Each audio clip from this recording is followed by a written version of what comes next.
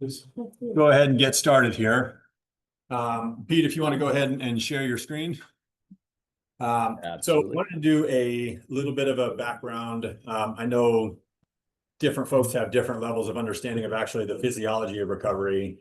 Pete McCall is somebody that we know well. He's got an extensive background, American Council on Exercise. He's an author of 3 books. He's been a coach, an author, a trainer for many, many years.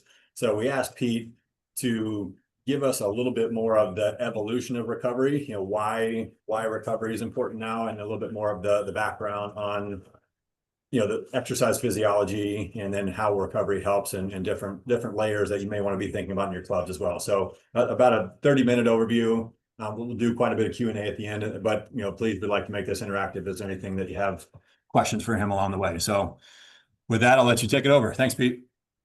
Well, thank you, Kevin, and thank you, Mark, for really inviting me to be a part of this. And to all of you listening, I really want to say thank you for taking the time because as health club operators, this is really one area that can have a direct impact on the results that your members get. So, as Kevin said, I've been in the industry for a long time, since the years began with a 1 and a 9. And along the way, I've really focused on educating personal trainers. I still do personal training. My focus is on strength training for longevity. And I've worked at all levels of the industry. I've worked from being a personal trainer. My last job, I was the director of education for EOS Fitness, a HVLP, a high value, low price club in the US. And most recently, I'm working now at a resort called Rancho La Puerta in northern Mexico. Rancho La Puerta is the longest wellness resort in North America. And what I do there is I focus on wellness, recovery, and strength training for the clients and guests there.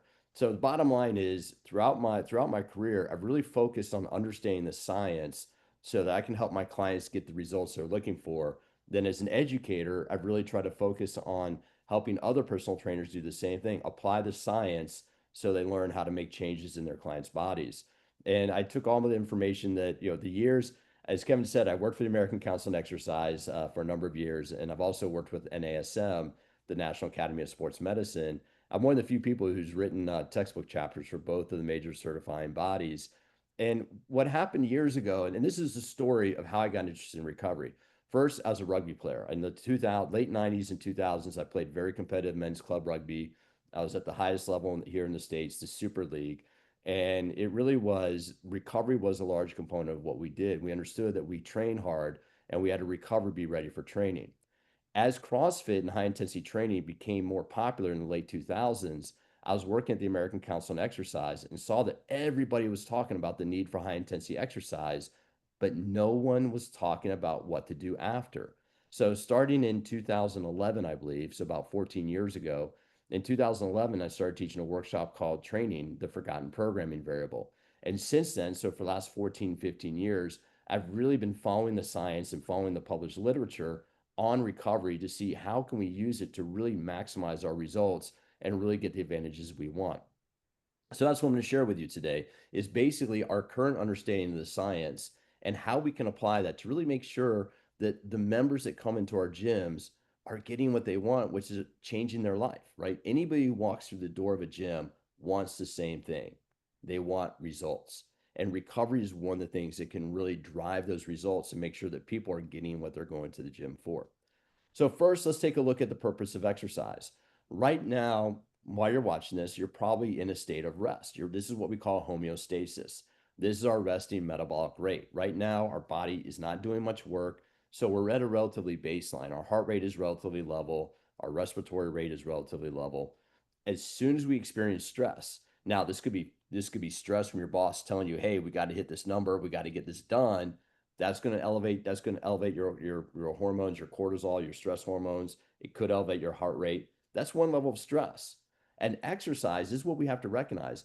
Exercise is physical stress. Why we exercise is we're trying to disrupt homeostasis, right? Like right now, we're in homeostasis, we're at rest. Our body is not doing anything significant. The more that we challenge our body, the more it will adapt to how we train it. That's what we know as specific adaptations to imposed demands, the SAID principle. This principle drives exercise program design. The body will adapt to how it's used. You want to become stronger and add muscle, you have to do strength training. If you want to be able to run longer, cover more distance, you want to be able to run more efficient, you have to do cardiorespiratory training. There is no choice. You have to train the way you want to perform. That's what we know about exercise. Now, how fitness happens is when people have a fitness program, it should be well-rounded. It should include all three components of strength, cardio, and mobility or flexibility. I prefer to call mobility, but it's a different conversation. But that's what we do, right? We have strength. We can do a strength training workout. We can do some cardio, get the heart rate up. We can work on range of motion and controlling how our body moves, what we call mobility. Then we have recovery strategies. That is the key to getting results. This is a simple formula: strength, cardio, mobility, plus recovery. That is what's going to get our members results. And that's what we're seeing. So what happens when that goes wrong? Well, that's where we get overtraining. And this is a real issue. I'm going to tell a story. This has just happened to a friend of mine in the last 3 months. A good buddy of mine, he's in his probably mid 30s. He, a little bit younger than me. He does jujitsu, and he's just really gotten into strength training the last, maybe the last year or so. So between probably what I was talking to him between January and probably early April, the dude was doing jujitsu and doing high intensity strength training almost every day of the week. He ended up getting a really bad infection that just wouldn't heal, and he ended up having to take 6 weeks off of training. And when I talked to him about it and we looked back at his training program, he had been maybe doing one rest day every 2 weeks, and he was simply over fatigued. And what happened was his immune system was way compromised. So an infection that maybe could have been fought in 24 to 48 hours ended up with him in the hospital on an IV for antibiotics. And that really was, when we looked at it, what he was doing, it was simply from overtraining. And it was this formula. It was excessive training, limited nutrition. You're not eating enough calories to support the amount of work you're doing. Then combine it with minimal rest, and you get an accumulation of fatigue. And this is what we have to recognize, right? As operators and as gym owners, we have to recognize that people are coming into our gyms to apply physical stress to their body. We have the weights, we have the treadmills, we have the spaces for that to happen. But then we have to say, okay, what are we doing to accommodate for the back end? What are we doing to help them recover so that they come back and train again the next day? And this is something, as a coach, I've told my clients this for years. If we stop the training session right now, if at the end of this hour we stop the training session, that's the start of tomorrow's workout. Meaning that when we stop training right now, as soon as you start cooling down, start preparing for tomorrow's workout. Hydrate, rest, refuel, let your body prepare so you can be successful the next day. That's the mentality of recovery. That's also the mentality of high performing athletes. When athletes train, they have to have they train with an idea of what they're going to do after training for recovery. When I was playing rugby, I actually worked with a USA rugby team as a conditioning coach with all the athletes in the Boston area, with all the members of the national team in the Boston area. We were not allowed, as a conditioning coach, we did not allow the athletes to come train unless they had a recovery shake with them. And we would send people down to 7-Eleven to get chocolate milk if they didn't bring anything, because we understood that if they did not have anything in their system right away, they would not recover as quickly. So this is what happens. We have overtraining. There's too much exercise. There's inadequate rest, and that's an accumulation of fatigue. And what happens with overtraining is people may become sick, like my friend. Their performance goes down, and they can't come into the gym for a period of weeks or months because their body is sick and not allowing them to perform. So the last thing we want as gym operators is to have people come use our product, use our service to a point of where they can't come in and use it anymore. Right. So think about that. We make everything available. We have the weights, we have the treadmills, we have all the equipment available, but if they use it too much, then they can't come in. And that's where we need to think about, what are we doing in our facilities to allow for recovery? And one of the things I really enjoyed about being at EOS, and one of the things I love about where I'm working right now, is we really start with that recovery process in mind, right? It's not just about how we're training, but what are we doing to support the training so you get the best results possible. So when you look at the factors that affect recovery, you obviously have the method of training, you have intensity of exercise, you have experience. The more experienced you are and the higher intensity, the more you probably need recovery strategies. People that are relatively new to exercise and working at relatively low to moderate intensity might not be that important. We need to look at frequency of training. How often are people coming into their gyms? And this is something you can look at the data, right? You can see the average use. If you look at the average use of people in your club and you see that people are coming in 4, maybe 5 times a week, number one, congratulations, because that's phenomenal. But number two, what can you do to make sure they keep coming in 4 to 5 times a week? Because it's not just because we know the more that our members come in, the more they get the results, the longer they stay our members, the more engaged they will be as members. So we have to, if you look at your numbers, if you look at your data and you see that members are trained 3, 4 times a week or more, it'd be a really good idea to be able to say, what can I do in my facility to make sure that people are coming back in and they have the proper recovery? So these are all components: hydration, nutrition, rest, social interaction, sleep, and they all build up to fatigue. And fatigue is a whole biological mechanism that gets, it's mental, it's physiological, it's a combination of everything. That's why all these components, if we're paying attention to all these components, we know that our people will stay in great shape and they'll be engaged with us for the long term, right? The more the often people come to the gym, the more results they get, and the happier we are as the operators, because we see them, we keep them as members. So brief history of recovery, and this is the fun thing, right? Because in America, we've been focused on fitness for appearance for years. But when you look at it, it was the Scandinavians, I think almost about 100 years ago. It was back in the 19 teens and the 1920s. The Scandinavians are the ones that came up with interval training. They realized you couldn't just train for 10,000-meter cross country ski race by training for 10,000 meters. So they would break it up and they would do shorter races to build up. They would do intervals to build up the aerobic capacity for the longer races. Now, the Soviets in the 50s and 60s took this and they took it much further, because the Soviets understood for long-term athletic development. And first thing, the Soviet Union, they had 5 stages of athletic development. And the top stage was the Olympic level, was international competition. And the Soviet sports scientists understood that their elite athletes, and we're talking about, this was in the 60s and 70s when they were dominating world competitions. Now, there's a number of factors in that, but one of the things they recognized was they needed to have athletes rested and relaxed coming into a competition. So the Soviets would specifically have athletes trained about 95% of their capacity and built periods of rest prior to competition. That's where we get the concept of periodization. Is Medvedev back in the 60s who came up with the concept of periodization, where you accumulate stress and then you rest and recover. You accumulate training stress, then you rest and recover. And that really, so when we look at periodization models, we have the Soviet Union and the Soviet sports scientists to thank for that, because they recognized that training and competition is stress on the body.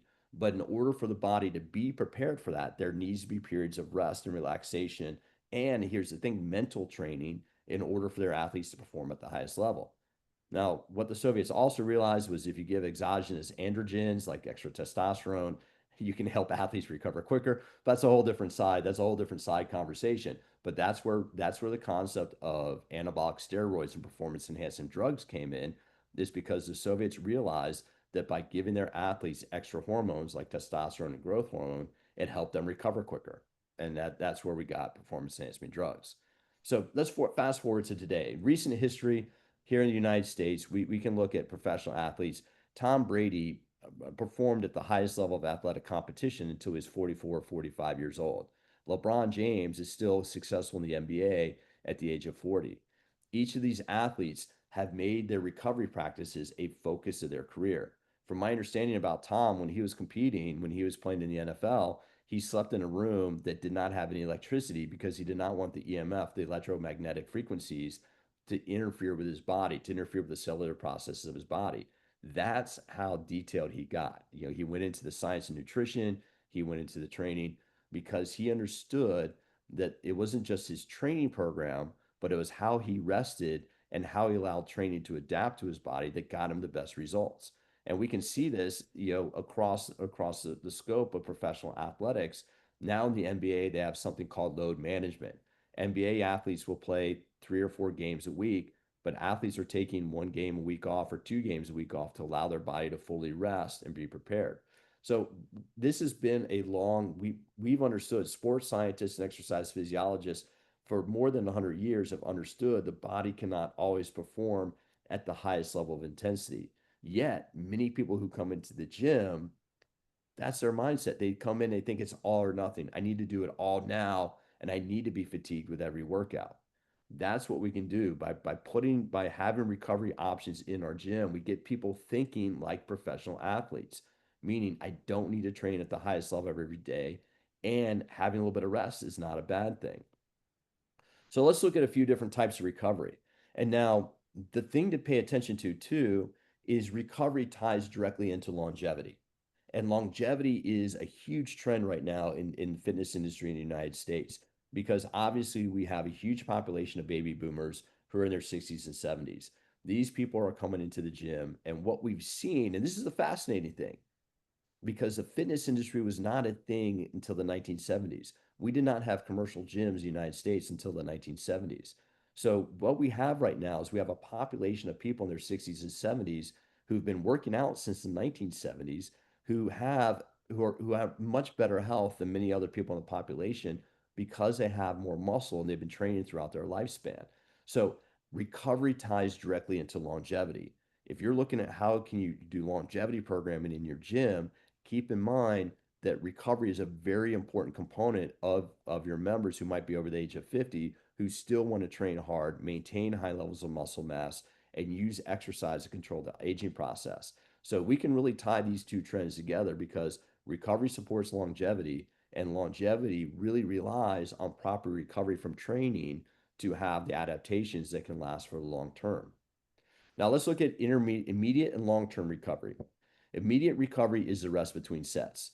You do a moderate intensity workout, you're doing 10, 12, 15 repetitions. The studies show we should be resting between 45 and 90 seconds. The shorter rest intervals can spike testosterone. Training too long can drop testosterone. So it really is a matter of identifying what the appropriate recovery is. But immediate recovery is between 30 seconds and 3 minutes between each set to allow muscle. Basically, the immediate recovery is to allow muscle cells to replace adenosine triphosphate or the chemical ATP that fuels muscle contraction. So immediate recovery, basically, that's why we have water fountains in the gym. Get a little bit of water, get a little bit of rest, let the heart rate come down, and then we go back to the next set. Long-term recovery is periodization, and that's where you can have either linear or nonlinear. And periodization is you structured periods of high intensity where you might build up intensity over a period of 3 or 4 weeks and then take a week off to allow the body to rest. Or nonlinear periodization means you might alternate where you train high intensity 3 days a week and you train lower intensity 3 or 4 days a week. So you have alternating days. One day might be high intensity, one day might be low intensity. And it's that alternating that can really allow for that recovery. The main thing is when you look at long-term training, there has to be an inverse relationship between intensity and volume. The higher the intensity, the lower the volume long term. But this is both short and long-term recovery. This is where members have to take it upon themselves or work with a qualified trainer to be able to structure the right program for them. Now, short-term recovery is what happens in the 24 to 48 hours after a workout. And this is really what we focus on at EOS. What we're doing at EOS is we had recovery centers, we had various things available that people could use in the gym. So that way they get done training, they can spend 15 minutes, whether they go to the sauna, whether they go to a hot tub, whether they use foam rollers, whether they use a massage gun. What if we have these things available? What we do is it allows people to recharge, refuel, so they come in again after the workout. But what we're trying to do in short-term recovery in the 24 to 48 hours is we're trying to accelerate the return to homeostasis. If somebody comes into the gym and trains for 45 to 60 minutes, they're going to elevate their stress level.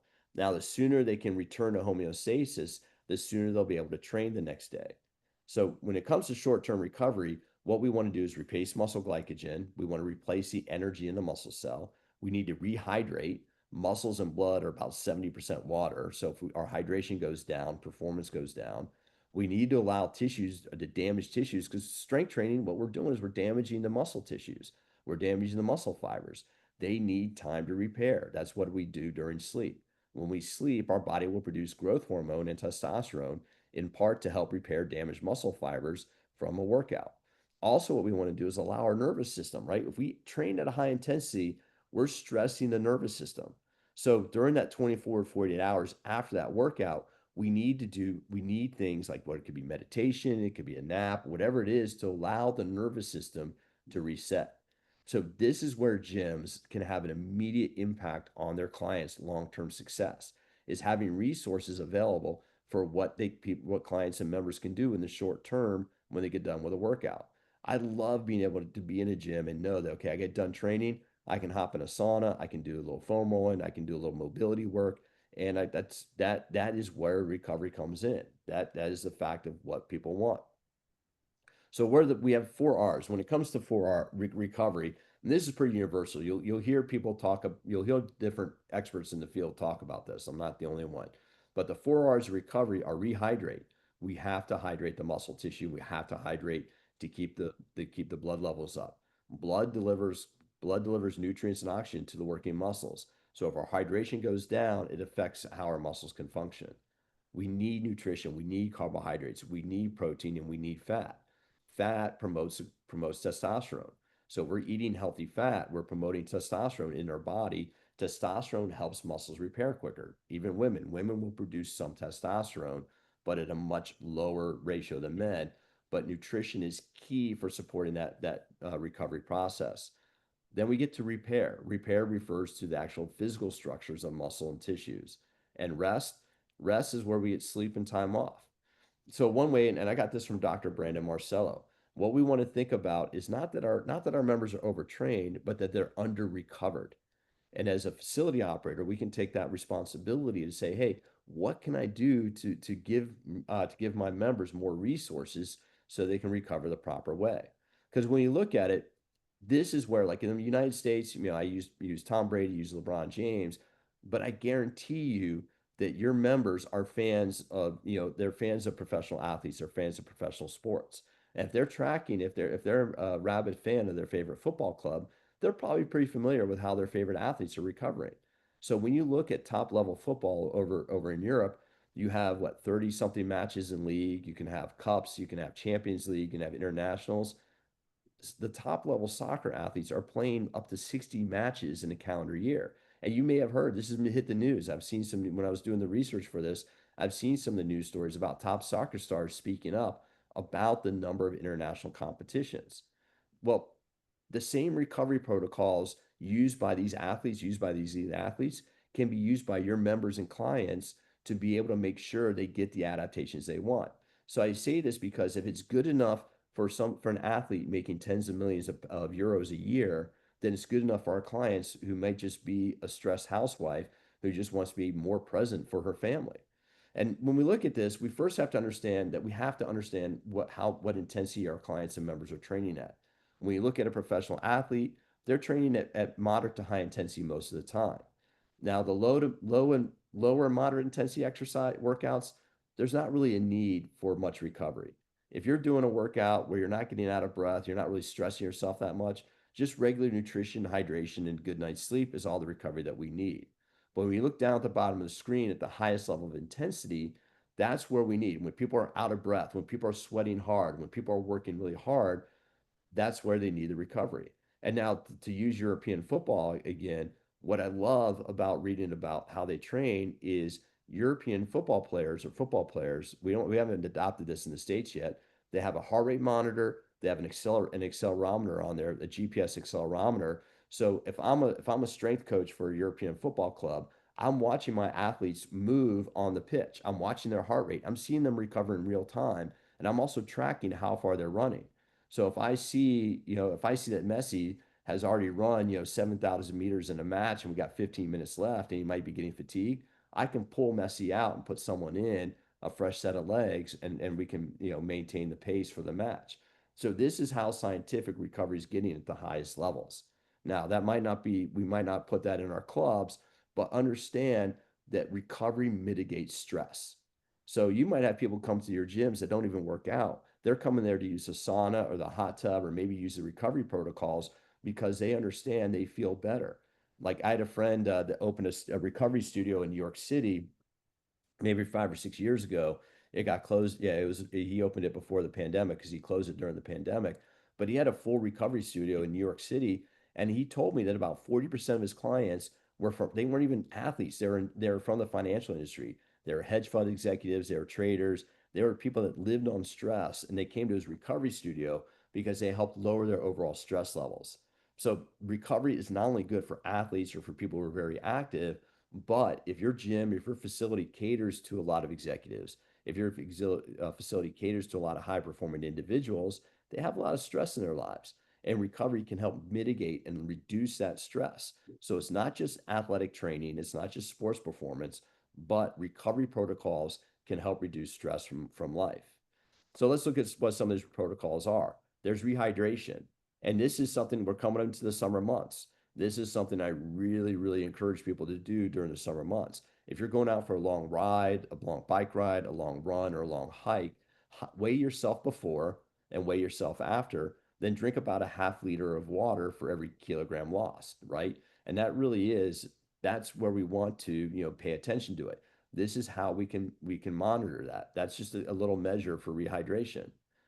Refueling, nutrition. We know this is key, right? We know there's something called nutrient timing. When we take in nutrients like fat, carbohydrates, and protein, can have a significant impact on recovery, right? So if we take in carbohydrate and protein, for example, within an hour after workout, there have been studies show that that can replace carbohydrate quicker and it can accelerate the muscle fiber repair process. That's one of the benefits of having protein shakes and having protein available or having protein snacks available in a gym. If you have a snack bar, if you have a nutrition bar, you understand the benefit and the extra revenue that can generate.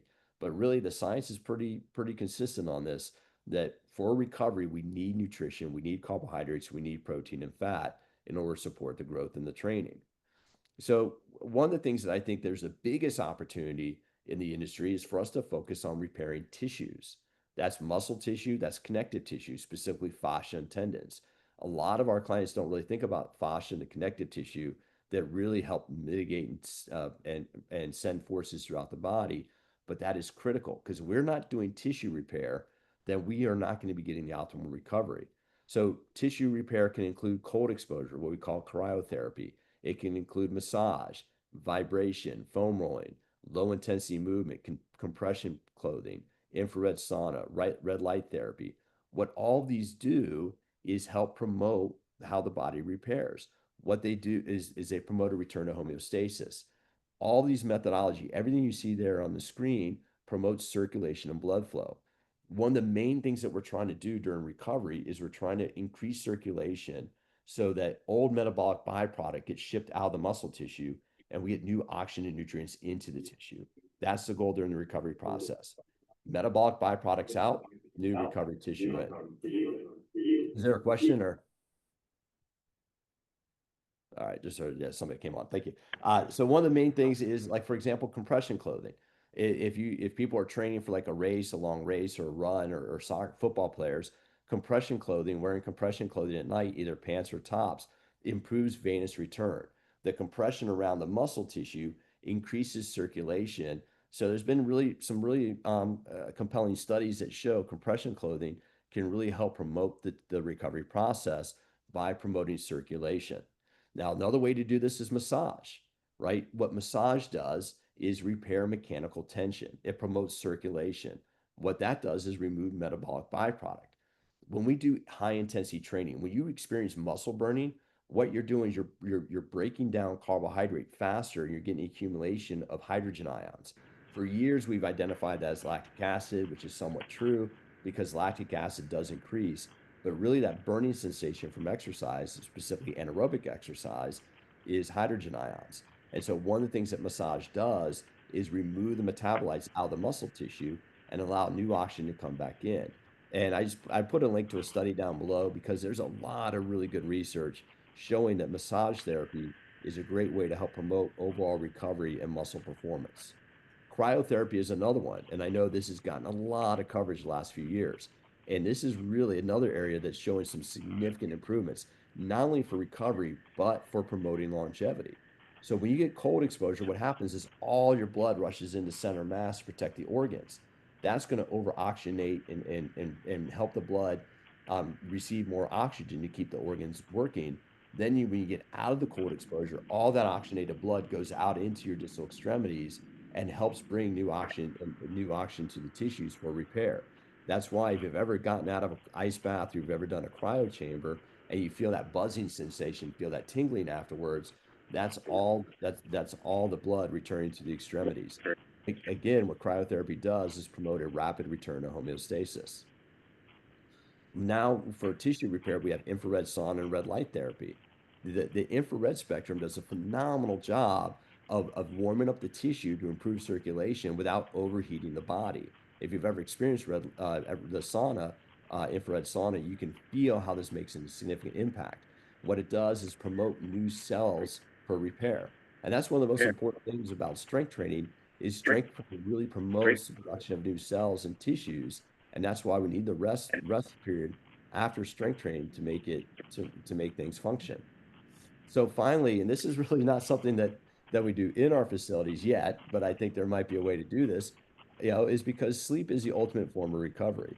What studies show is that the body will produce growth hormone and testosterone during during the REM cycles of sleep, and that's stage 4 of REM, right? That's when your body is restoring the brain. That one of the most important things about sleep is that we're allowing the brain to refresh, reprocess, and refuel. And that's where that's important for longevity, that's important for performance, and that's important for just overall quality of life. And I can guarantee that a lot of your members that aren't getting the results they want probably don't have good sleep habits. So if nothing else, if personal trainers that work in a facility can start coaching clients on how to get better in sleep and rest, you might see an uptick in performance. And if their performance improves, their engagement increases and they stay members for longer. So when you look at a weekly workout schedule, this is an example of what people might be doing throughout the week. They might do strength training on Mondays and Thursdays. They might do a really hard workout on Saturdays. They might do a group workout on a Wednesday. Those are going to be the higher stress days.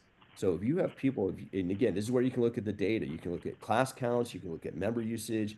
You can see how many times the average guest comes in your facility, and you can look at your trackage. You can track where your facility is being used and get the data. When you see that a lot of your members are working out at a high intensity multiple days of the week, it's a good idea to have recovery solutions available for them so they can reduce the risk of overtraining and keep coming back to the facility day after day.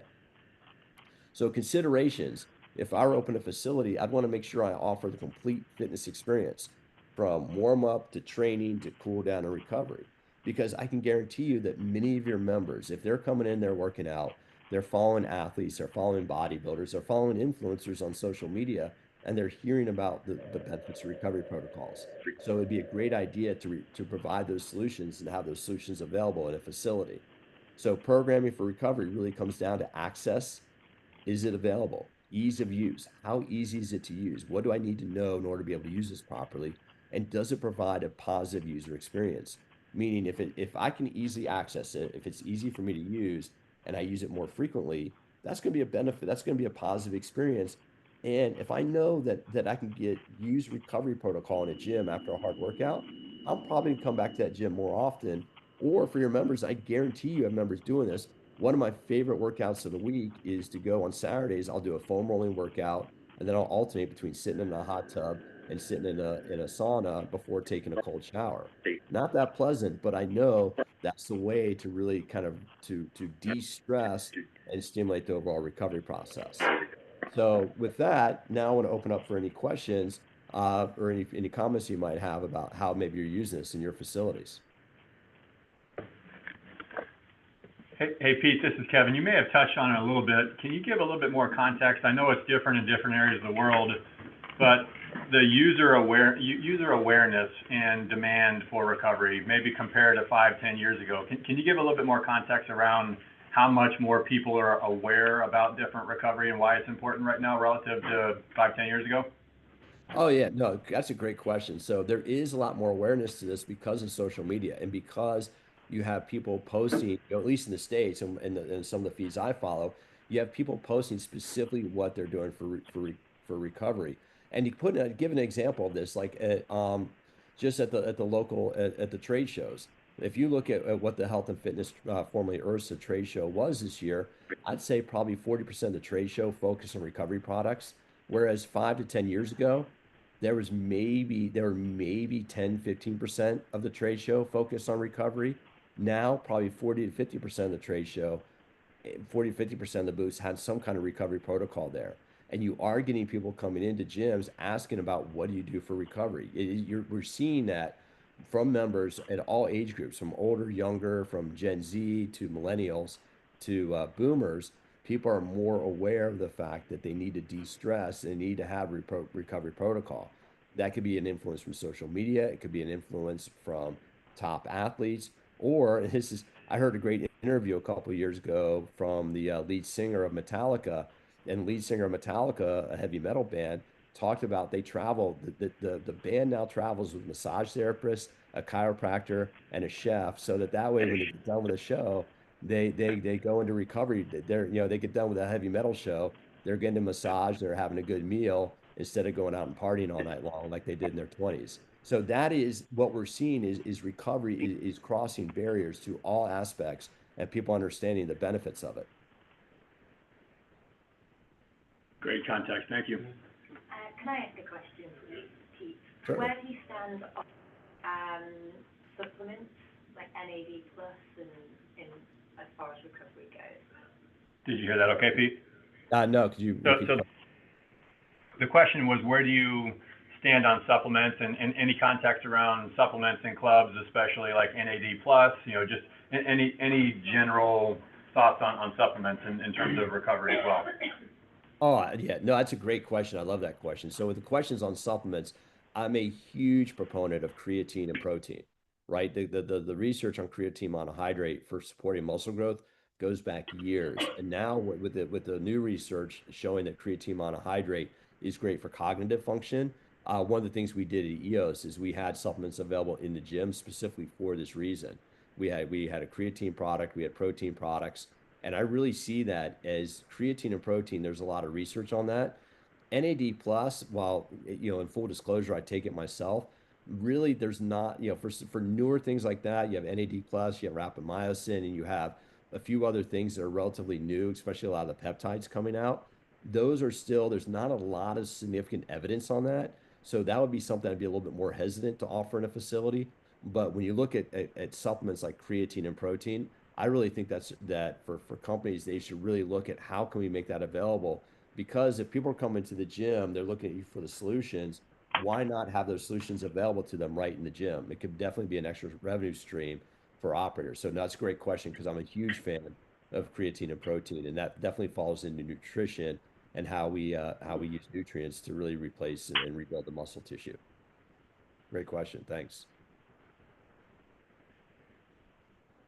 One of the things that we're battling with at the moment is education to our members, and a lot of the questions we'll typically be receiving is, do I do these recovery protocols pre-workout, post-workout, on my day off? There's a lot of literature to suggest that, for example, for hypertrophy training, there's certain exposures you should put your body through either pre or post. What's your thoughts on that? Well, no, that's a great question. What you're talking about, because a lot of these protocols for recovery can be used for warm up, but the way I kind of look at a warm up is I'm trying to elevate my sympathetic nervous system. What we do during a warm up is releasing cortisol, we're releasing epinephrine and norepinephrine, which really help get the blood moving around the body. So we want to do more active stuff. The only recovery protocol that might happen before a workout would be like using some sort of massage to loosen up muscle tissue. But really it comes in after the workout to really promote the repair process. And I think when it comes to hypertrophy training, you might be referring to the fact that there has been studies that show that cold exposure immediately after a hypertrophy workout could limit some of the effects of the protein repair process. And there have been studies on that, and that really it comes down to what's the training goal, right? Is if it's a bodybuilder training for maximal hypertrophy, they'd probably want to avoid cold exposure immediately after a hard workout and save it more for a rest day when it could just help reduce overall inflammation in the body. And for people that might want to use recovery, I really would try to find a way to communicate to members that, hey, it's only needed after, like when you're sweating and when you're out of breath, right? Because when you're out of breath and you're sweating, that's an indication you've used carbohydrate anaerobic metabolism, and you've really burned through a lot of carbohydrate. And that's what elevates the metabolites in the muscle tissue, is when you do a lot of carbohydrate metabolism. So it really comes down to having like maybe, the communication of members about, hey, if you're out of breath and sweating, this should be a recovery protocol. We recommend ABC is what you get ready to do for the next workout. If all you did was come into the gym and take a yoga class or maybe do a walking workout, great, but there's not really much that needs to be done. We don't need to overthink recovery. It really comes down to looking at stress levels. That's what I try to get people to think about. Anytime that our stress level, whether it's internal stress from life or it's physical stress from exercise, anytime our stress level gets about 8, 9, 10 out of 10, that's where we want to look at how can we lower and mitigate that stress and return to homeostasis. So it really is just a matter of that communication to members, because that's the one thing we see. That's the human condition, right? If we think a little bit is good, then a more must be better. But it really is just trying to match the dosage to the dosage of recovery to the amount of intensity done during the training process. Yeah, thank you. Any other questions for Pete? Let me just ask this right now. And I guess the question I would have to members of the audience would be, are you hearing this from members? Are members coming in asking about, hey, what can I do to recover from a workout? Or are you hearing anything from your personal trainers about what they're hearing from their clients? Because it's interesting. It's always interesting to know what members think about when they come into a facility, just because of all the everything we see, like whether it's professional athletes, whether it's movie stars, but there is just a lot more general awareness. And so I'm wondering, are you hearing from your members about recovery protocols they're looking for? Yeah, we definitely are. In Safety Glories, where we do a lot of insight, member-led insight, where we go out and we ask the questions and we say, what is it that you're looking for us to provide? And most recently, that's been one of the biggest themes that have come back, that people are using our wellness spaces and our spas even as more of a recovery tool than a relaxation one. So it's definitely changed over in the UK in particular. The UK awesome. is more than Europe. I mean, I can speak for Central Europe. It's more. I think someone's mentioned already. There's more of an educational. It feels like, yes, we see the sports stars are doing it, but it's not yet something that we feel we can do. So people are not really asking for it proactively, and you're not doing so in let's say continental Europe. It seems it's not for us, let's say, and so we feel we have to bring it more into their consciousness. Although I dare say that will change within the next 5 to 10 years. It tends to be that the US and Australia take the lead, and then the UK actually gets on board much faster, and then finally finds its way into Europe, and then finally Germany. But yeah, that's so we're in different positions, I think, around the table, where you hear that from the Australians and the British that there's more sort of organic demand, and I think just for others in Europe, it feels like we have to educate the market a lot more in the benefits, and people are using it more to just sort of relax. Than for true recovery purposes. That's at least our experience. They're not there yet on really understanding the science behind it and copying the stars. That's not my feeling, Philip. No, especially if it's uncomfortable. Something like a cold exposure, which is not comfortable. I think people tend to attend less than maybe a massage or a hydro massage, which we feel is like, people like it because it's comfortable. Same like exercise, and people don't like to do hard stuff. So I feel that requires more push from our side and more getting them engaged.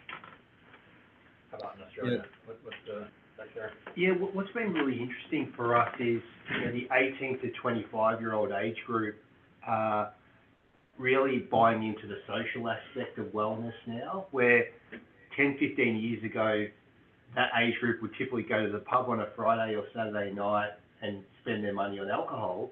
Now what we're finding is groups will be attending a wellness space and really socializing in the sauna, socializing in the cold bath, and really making it a recreational exercise as well as recovery. So I think that's probably been the biggest change that we've seen. Interesting. So not just a wellness recovery, but a social component of that wellness recovery. Interesting. Well, I would agree with that, because that's one thing we see in the States, right? Is we're seeing more. I'm seeing groups of young adults training together, and then they'll go into the sauna or they'll go into the hot tub after the workout and hang out and make it a social aspect. And I think that's one of the key things about having recovery, recovery programs, recovery centers available, is you get people staying in the facility longer, and now you make it more of a social community. I might not talk to other people during the workout, but if I'm, if I'm doing a little bit of, if I'm in a sauna, or if I'm doing a little recovery process, if I'm on doing a little bit of a cold plunge, and I'm talking with, I now have the opportunity to talk with other people, be a little bit more social. It creates that social interaction. It just allows, and anytime you get a social interaction, I feel more comfortable coming back to a space. If I know I'm going to, see my friends at the same time every day, I'm going to keep going back to that space. I might do a hard workout one day, or I might just go in and de-stress and do a recovery workout one day. But either way, if I'm doing it with other people, it keeps me coming back to it.